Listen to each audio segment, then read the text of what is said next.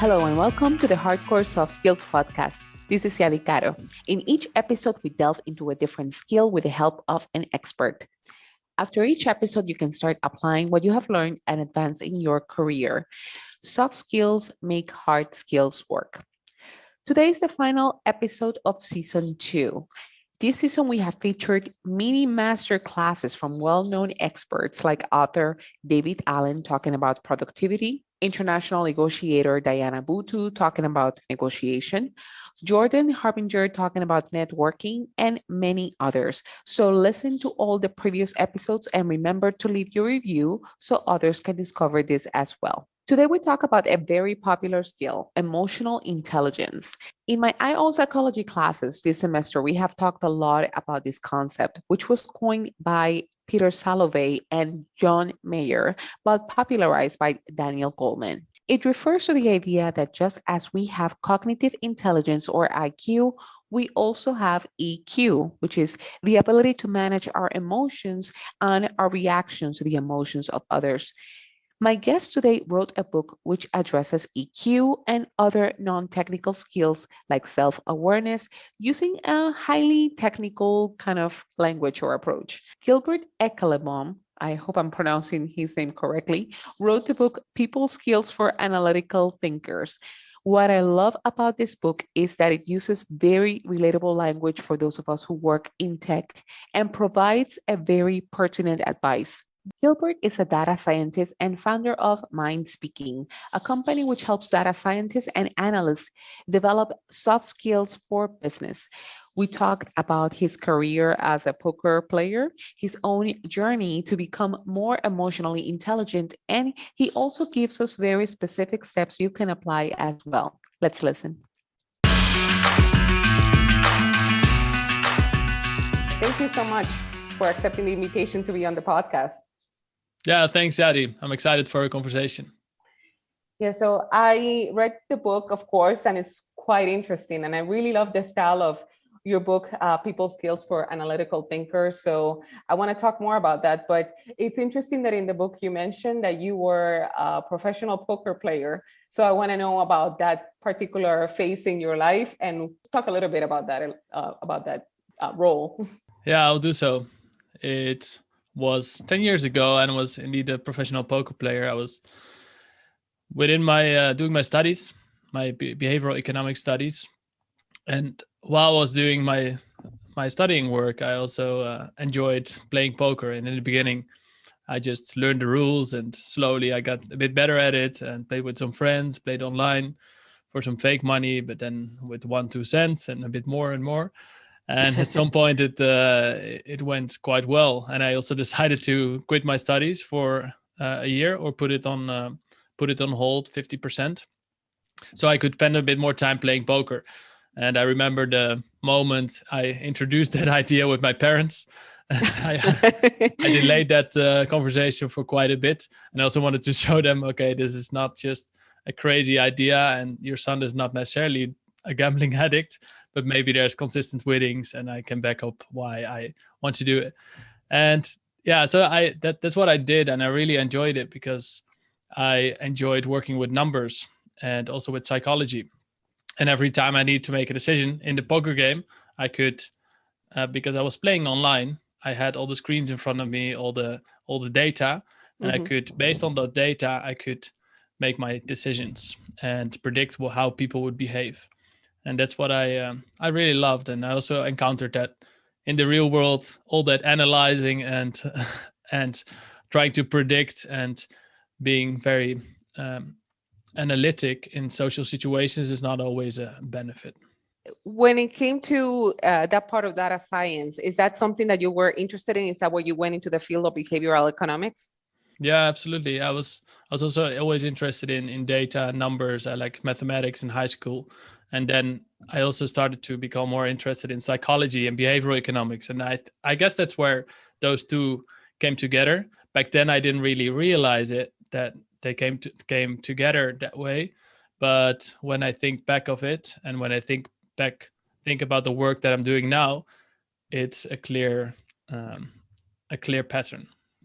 Yeah, and you mentioned also just now about the predicting people's behaviors, that Is that something that you have attempted to do before? And how is that? Could you talk a little bit about that when you describe that, trying to predict people's behaviors? Yeah, sure. What I was doing maybe 10 years ago, I was constantly evaluating and thinking, okay, what I'm about to say, is that valuable enough for the conversation? How are people going to respond to that? Is it funny enough? Is it good enough? Does it fit in the conversation? And because I was thinking so much about what I was about to say, I often was late in the conversation and I didn't say anything at all. Or I came across as way too robotic. And I think I was good with people, but I was too shy to show myself a lot. And that's what I learned on the way much more. And I think it's very helpful to be able to predict how someone is going to react, because it's also part of empathy, right? You can try to understand the perspective of the other person. And if you just want to communicate your way and not make any small adaptations, it's not good. On the other hand, if you change your whole way of communication based on your surroundings, it's also not good. So I guess you need to find a balance. Yeah, and I like that the title of your book is specifically People Skills for Analytical Thinkers. What is an analytical thinker? Is that what you just described about trying to predict people's behaviors, or how would you describe what is an analytical thinker? How I describe my analytical thinkers in my book is it's 20 terms. And if you check off or recognize 10 of those, at least 10, in your own personality, then I consider yourself as an analytical thinker. And some of those terms are mathematic, process-oriented, methodological. So you're really structured and usually a bit introverted as well. So there's all kinds of terms that you can recognize in yourself or not. And depending on that, I call you an analytical thinker. And that's why I did a lot of interviews with analytical thinkers to understand, hey, what for this group of people, what type of challenges do they have? And I recognized a lot of the challenges that I faced myself. And then I started to realize, okay, maybe this is going to be bigger than I thought, or I will be able to help more people. And I got more excited as well. What was the purpose of writing the book? The purpose of writing a book, before I answer that, I need to take one step back to say that my intention was not to write a book, because my intention was to write 20 or 30 pages just to see, okay, this is what I learned since I started my career, and I hope it's going to help other people. But while writing, so many things came, and so many experiences and things I learned, that I started to think, okay, maybe this is going to be bigger than just 20, 30 pages. Maybe it's going to be a book. And my objective is to help analytical thinkers communicate better, so they feel better understood, because they're often misunderstood.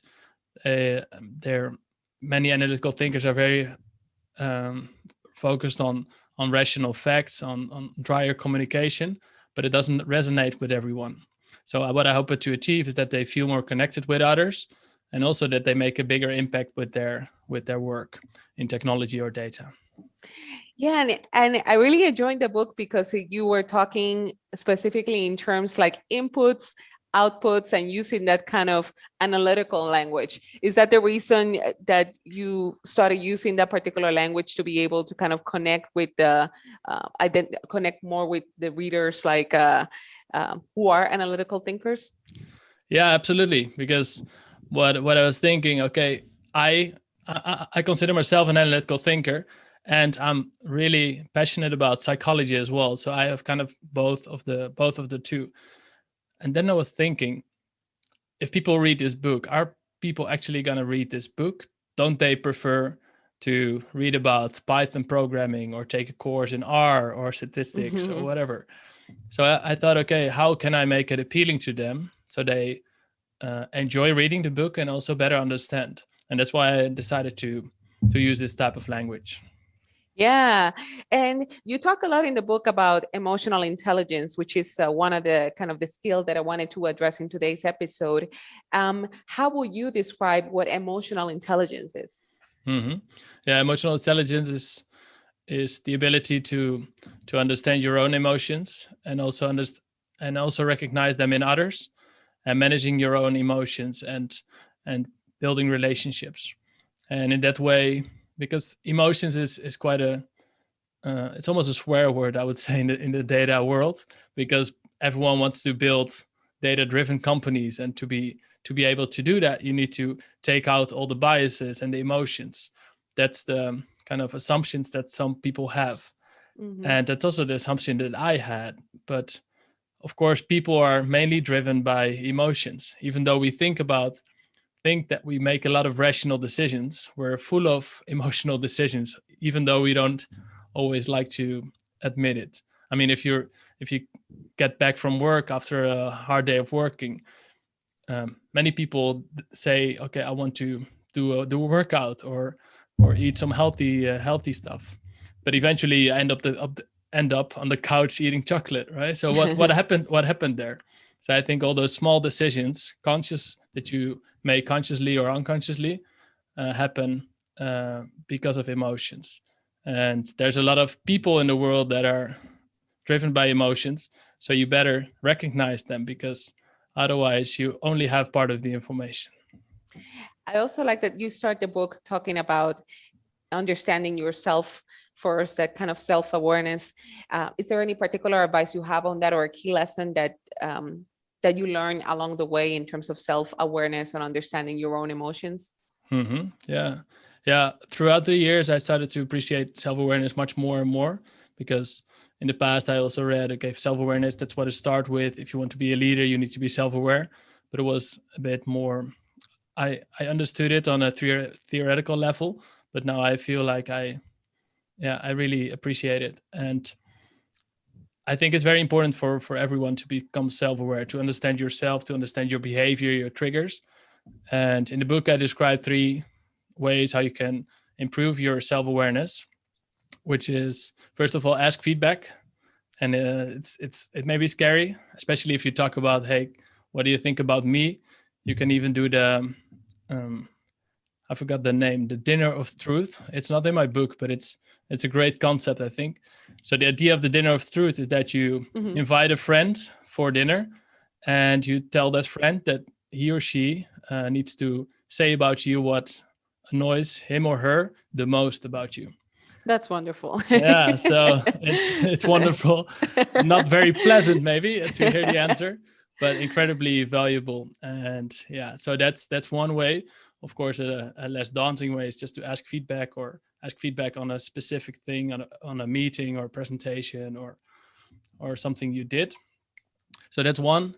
Second one is journaling. It's something that helped me a lot as well, to reflect on your day, to think about, hey, what went well, what didn't go well, how did I behave when someone gave me some feedback? Was I defensive or not? So how did I respond in different situations? And you can also better understand, hey, what matters most to me?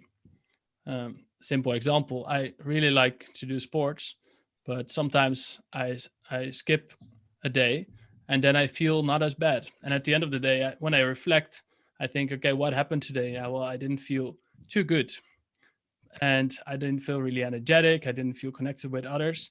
What ingredients did this day have? And maybe I skipped a workout, or I didn't call a good friend. And by kind of dissecting all those pieces, you understand yourself a bit better.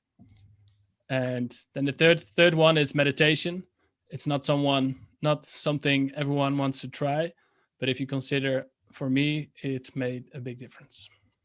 It's interesting because a lot of the guests that I've had on the show always talk about meditation. And I've always been curious about how, when it comes to meditation, how do you do it? Is it something that you have to sit in a quiet room and spend an hour or something along those lines? So how do you particularly do meditation? I use an app called Calm. So you pay an amount per month. Yeah. And then I sit for 10 minutes using a daily Calm. So it's quite short, and I don't do it for 1 hour. For me, it would be a bit too much, a bit too boring maybe. And sometimes I still think, okay, it's boring to sit, but I get a lot out of it, namely more energy. I sleep better. I'm more present with people in conversations. I'm happier and more productive. So I think it's worth it. Have you ever tried? I was actually just starting last week, and I've noticed some difference because I noticed I'm much more calmer myself. So I started like just sitting down with the sound of water or something like that and sitting for 10 minutes, and I put it on a timer, and I kind of, my thoughts go everywhere, but then it's just, it feels good at the end. And I've noticed a little bit of change in terms of my impulsiveness. All So it's right. good. Yeah. Yeah. So I need to practice it more. So that's Great. Good wonderful. to hear that it helps you as well. And also another part of the book that you mentioned is that in, aside from the self-awareness, the next part is understanding other people's algorithms. And I like that you use that language as well. So what is that about? Could you talk a little bit about that concept? Yeah, sure. Yeah, so far in this conversation, I already mentioned a few times about behavior and understanding your behavior. And the metaphor that I use in the book is that you can see your brain and all the decisions that you make uh, as algorithms.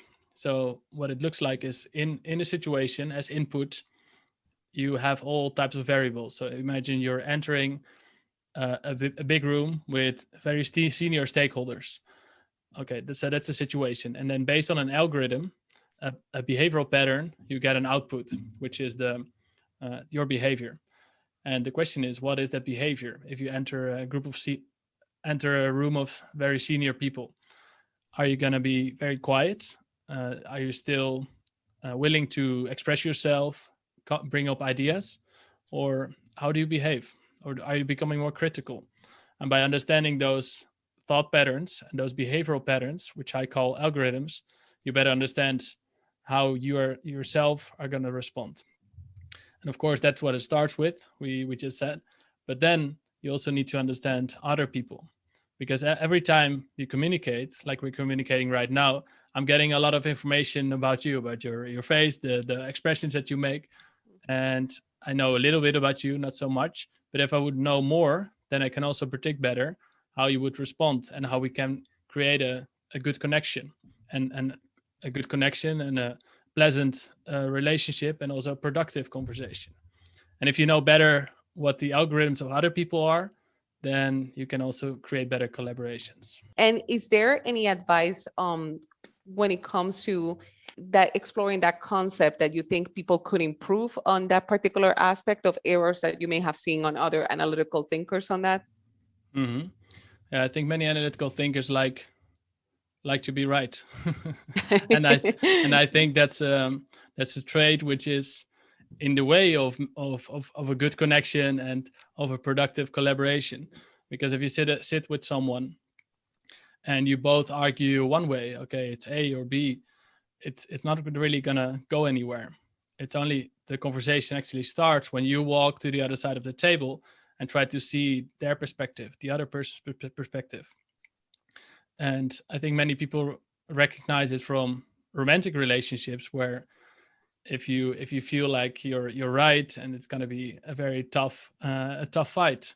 But if you try to understand and listen to the other person first and then talk about your perspective, the other person is more likely to be listening. And it works the same way with stakeholders and people in your work, because if you listen first and really try to understand, and the ability to set aside your own arguments, your own points, is, I think, a really big positive character trait.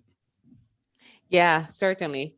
And instead of using that impulsiveness, I guess, of kind of trying to be right, taking a step back and listening to the other person's perspective is always very helpful. hmm So, what is your day-to-day role aside from writing the book? Can you describe in terms of what you do on your day-to-day? Yeah, sure. Last year I started the company MIndspeaking, which is a company. We give training to data professionals, so data scientists and data analysts, and the trainings that I give um, are about communication, about emotional intelligence, and the training programs consist of three different phases and three workshops.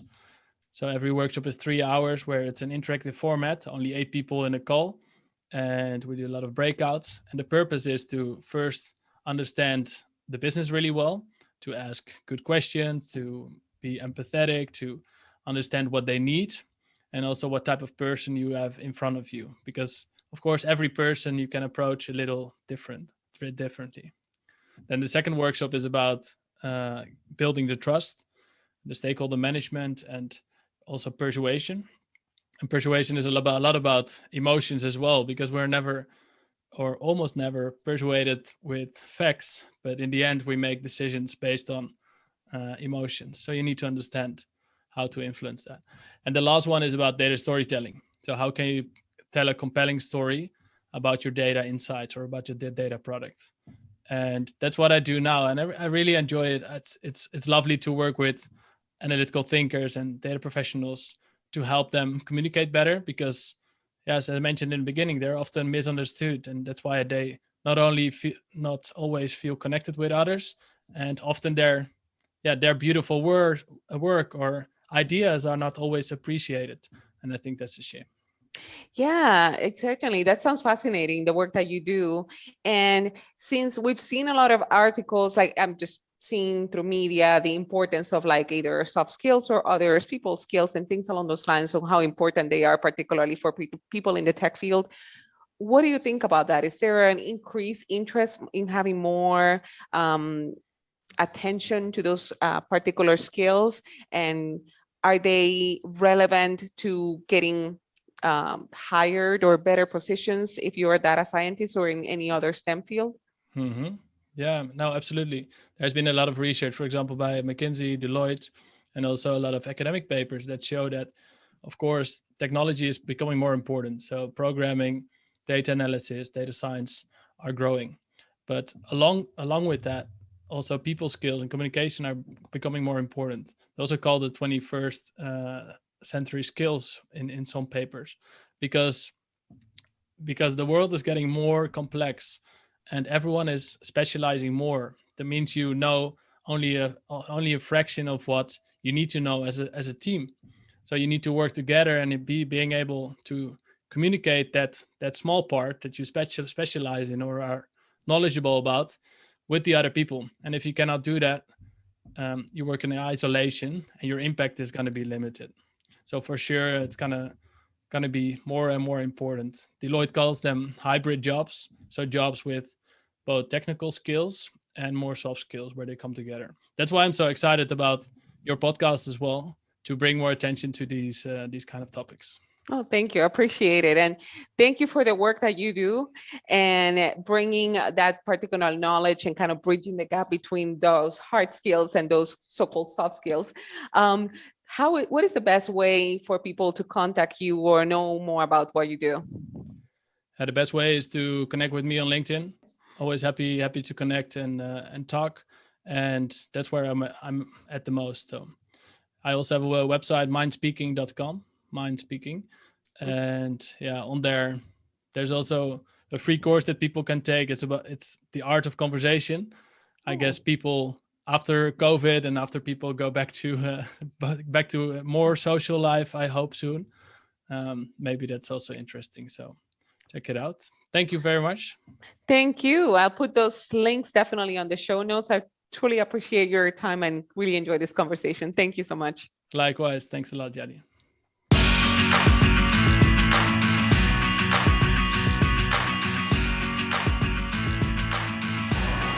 Thank you for listening to another episode of the Hardcore Soft Skills Podcast. For more resources, weekly updates, and details about the upcoming episodes, go to hardcoresoftsskillspodcast.com and subscribe. Please leave us a review to help others discover this content as well. See you on season 3.